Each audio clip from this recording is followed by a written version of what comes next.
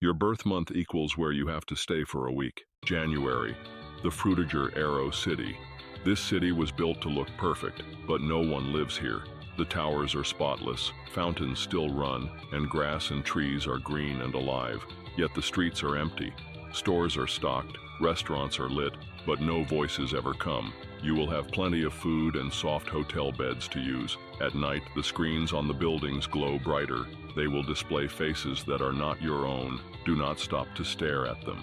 February, Chuck E. Cheese at night. The arcade machines light up the dark, and the smell of pizza still lingers. You will find food and soda behind the counter if you need it. Sleeping is uncomfortable on the sticky carpet floors. The animatronics remain on the stage, staring forward. Sometimes one will move when you are not looking. If music starts to play on its own, hide until it stops. March, the arcade. Rows of machines glow faintly, waiting for you. Coins appear in your pocket each morning, enough to keep the games alive. There are benches where you can rest, though the lights never turn off. Occasionally, a machine will play itself. When this happens, do not watch the screen. The game is not meant for you. April, the nuclear bunker. The air is heavy and dry, the walls sealed tight. Food rations line the shelves, more than enough for a week.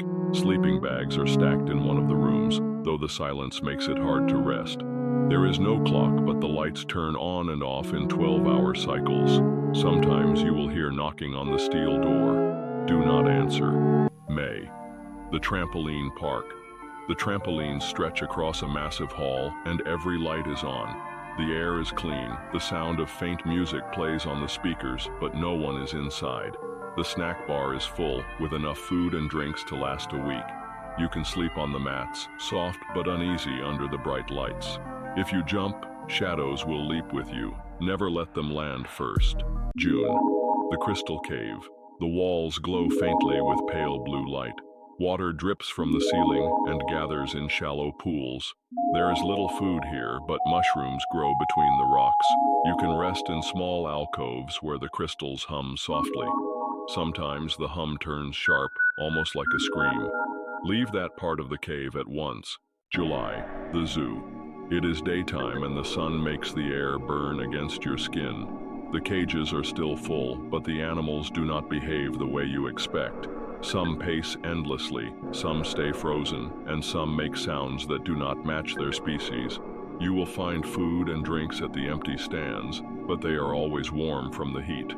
There are no people here, only the animals watching you. If one of them stands on its hind legs and stares directly at you, leave that area immediately. August, the abandoned mineshaft. Wooden beams creak as dust rains from the ceiling. Lanterns glow faintly along the tunnels. Food and water are scarce, but miners left some old supplies buried in a locker. If the air grows too still, leave the tunnel quickly. A collapse is coming. September, the shipping container yard. The metal containers rise like towers around you. The ground is flat, covered in gravel. There is food inside one of the containers, if you can find the right one. Sleeping will be cold, but some containers hold blankets. At night, the containers shift. They will move closer to where you sleep. Do not let them surround you. October, the empty hotel lobby. The air is warm, and food waits in the restaurant down the hall. Plush chairs can be used for sleep, though the echoing silence makes it uneasy. The fountain in the center sometimes begins to run. When it does, a guest will check in at the front desk. You must not speak to them. November, the airplane cabin. The plane sits in the middle of a quiet field. The seats are clean, and trays still hold meals that never spoil. You can sleep stretched across the rows. At night, the lights flicker on, and the cabin begins to shake. Do not look out the windows. What you see will not be the field. December, the abandoned library. Dust coats the endless rows of shelves. The air smells of old paper. Food is hard to find, but water drips through cracks in the ceiling. You can rest in armchairs that remain in reading corners. A book will sometimes fall without reason. If you open it, words will start to change as you read. Close it quickly, or you will forget who you are.